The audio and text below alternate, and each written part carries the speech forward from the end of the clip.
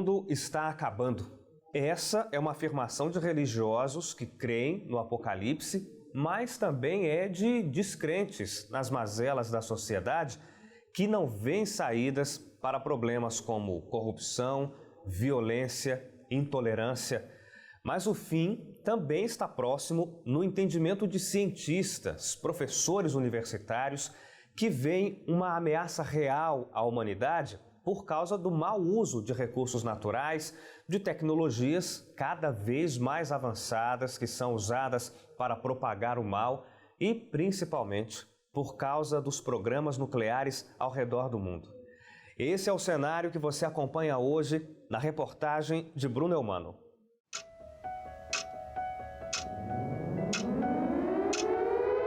Faltam 2 minutos para meia-noite. Mas esse não é o horário de Brasília, nem o que indicam os ponteiros do Big Ben em Londres. Esse é o horário marcado no relógio do Apocalipse, ou do juízo final. Apesar da referência bíblica, o sinal não é profético e a interpretação não é religiosa, mas sim científica. O relógio do Apocalipse foi criado por cientistas da Universidade de Chicago, nos Estados Unidos, com o objetivo de analisar os riscos que a Terra corre de ser dizimada. A meia-noite é a tradução do que seria o Apocalipse, e a mostra do horário é sempre em contagem regressiva, como em uma explosão nuclear. Isso porque o Boletim dos Cientistas Atômicos, grupo que controla o relógio, começou justamente pela ameaça nuclear após a Segunda Guerra Mundial. Os primeiros especialistas envolvidos nessa análise tinham ajudado a desenvolver as primeiras armas atômicas. O que eles queriam era alertar à sociedade o nível de ameaças à humanidade e ao planeta.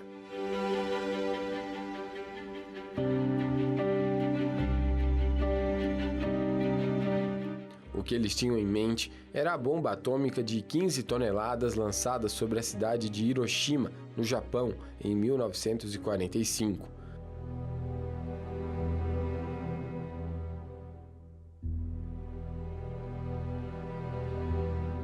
A explosão acontece em diferentes fases. Com o lançamento, se forma uma bolha incandescente de gás com temperatura local de milhões de graus Celsius, em um raio de cerca de 200 metros. Em seguida, acontece o flash térmico, mortal a 1 km e que incendeia qualquer objeto de 2 a 4 km de distância. A onda de choque devastadora se move na velocidade do som. Destrói construções de concreto e aço em um raio de 500 metros, de tijolo a 2 km e madeira até 3 km.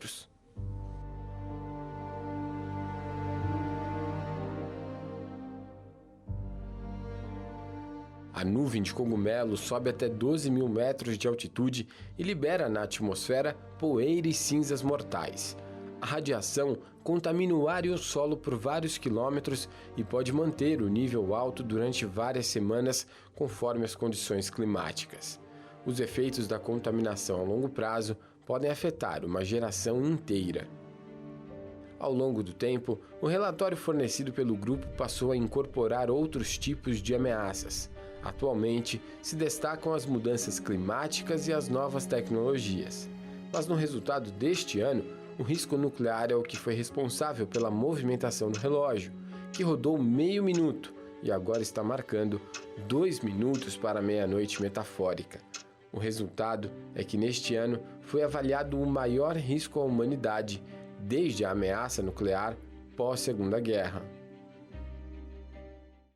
O relógio do boletim agora marca que faltam 2 minutos para a meia-noite. E o que eu quero enfatizar é que é o mais próximo que já esteve da meia-noite nos 71 anos de história do relógio.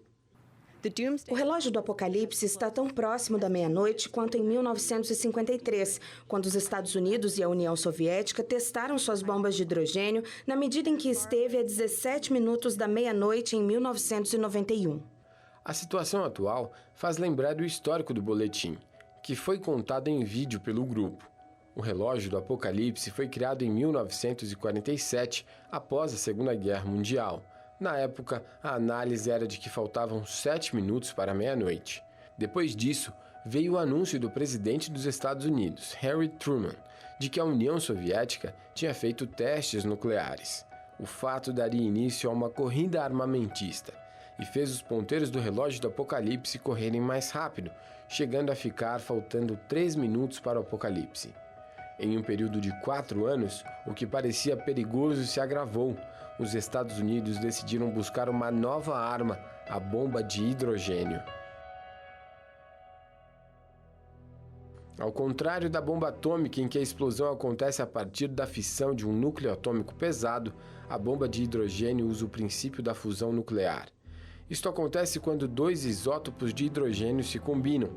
A explosão de uma bomba H acontece em 2 etapas.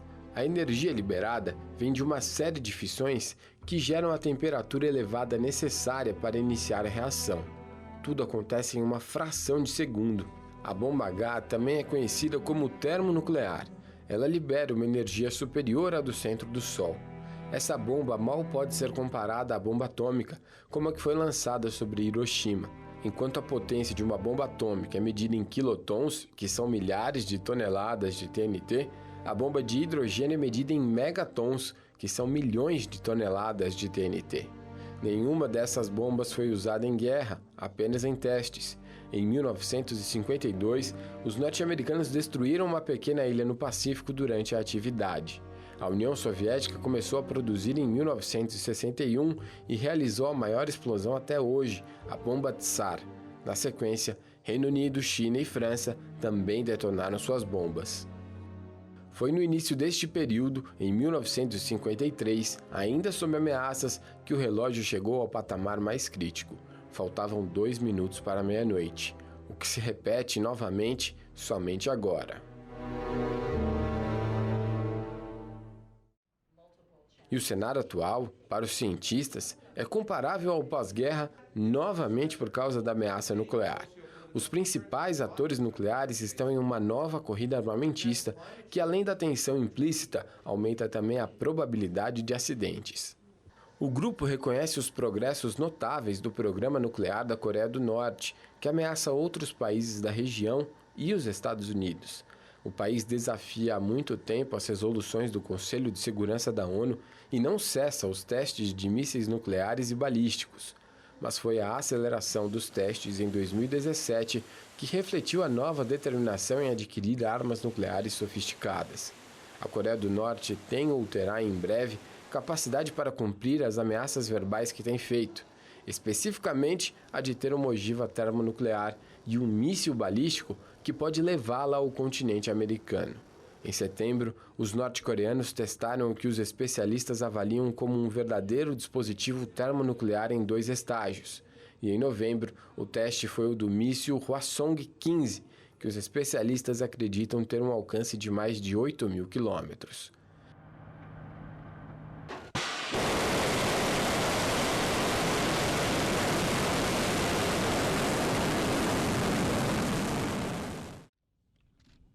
Os Estados Unidos e os aliados, Japão e Coreia do Sul, responderam com exercícios militares mais frequentes e maiores. China e Rússia entraram na discussão propondo um congelamento de testes de mísseis nucleares da Coreia do Norte em troca de um congelamento nos exercícios dos Estados Unidos. Mas o fracasso em garantir essa trégua temporária não foi surpreendente para os observadores. E o principal motivo para isso é a retórica das autoridades envolvidas.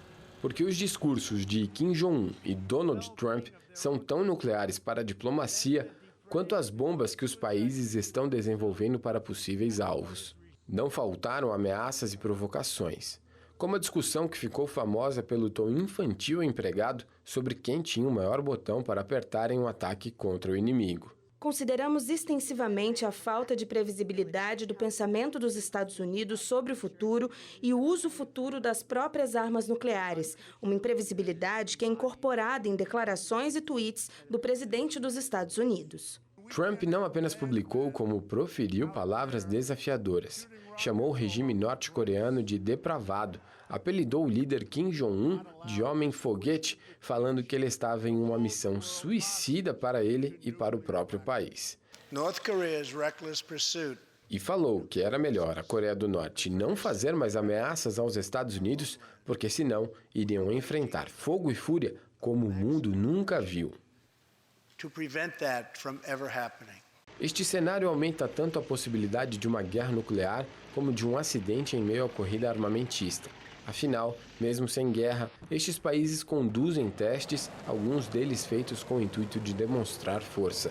A incapacidade de controlar o programa nuclear da Coreia do Norte não representa um risco apenas para a região Ásia-Pacífico, mas tem potencial de repercussão mundial, já que outros países vizinhos revisam as opções de segurança. Em uma visão mais ampla, diversos outros países consideram os custos e benefícios do quadro internacional de tratados e acordos de não proliferação nas decisões atuais de posicionamento global.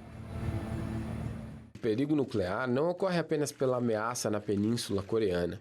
Estados Unidos e Rússia não chegaram a nenhum acordo e continuam promovendo exercícios ao longo das fronteiras da OTAN, prejudicando o Tratado de Forças Nucleares de Força Intermediária, atualizando os próprios arsenais nucleares e evitando negociações de controle de armas.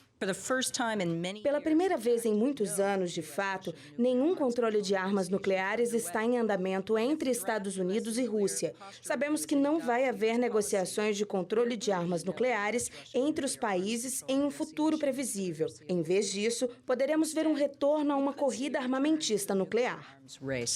No começo de março, tentando demonstrar poder à população em plena campanha eleitoral por reeleição, o presidente russo Vladimir Putin anunciou uma nova geração de armas que ele classificou como invencíveis. Ele se referia a mísseis hipersônicos de alcance global e também a uma espécie de submarino mais rápido do que os normais e até mais velozes do que torpedos, que não têm tripulantes e ainda podem carregar ogivas nucleares. O anúncio foi feito ressaltando que é o cumprimento de uma promessa dele, feita há mais de 10 anos, que era de desenvolver armas mais potentes. E o tom foi de resposta ao anúncio norte-americano feito um mês antes e que revelava a intenção de renovar o arsenal nuclear e de desenvolver novas armas atômicas. Nas palavras de Putin, ninguém no mundo tem nada parecido. Em algum tempo no futuro, eles podem inventar algo, mas quando isso acontecer, os homens russos terão inventado outra coisa. Na região Ásia-Pacífico, aumentaram as tensões sobre o sul do Mar da China, já que não avançaram as negociações entre Estados Unidos e o país asiático. No sul da Ásia, Paquistão e Índia continuam a construir arsenais cada vez maiores de armas nucleares. E para completar, no Oriente Médio, a incerteza sobre a continuidade do apoio dos Estados Unidos ao acordo nuclear iraniano amplia a sombria imagem mundial. O próprio relatório dos cientistas do Relógio do Fim do Mundo afirma que chamar a atual situação nuclear mundial de terrível é subestimar o perigo e o imediatismo. A ameaça nuclear não é a única a assustar o mundo atualmente. Nós vamos agora para um rápido intervalo, mas na volta vamos falar sobre os outros riscos medidos pelo Boletim dos Cientistas Atômicos e também sobre os novos capítulos que podem significar uma volta no tempo marcado pelo relógio do Apocalipse.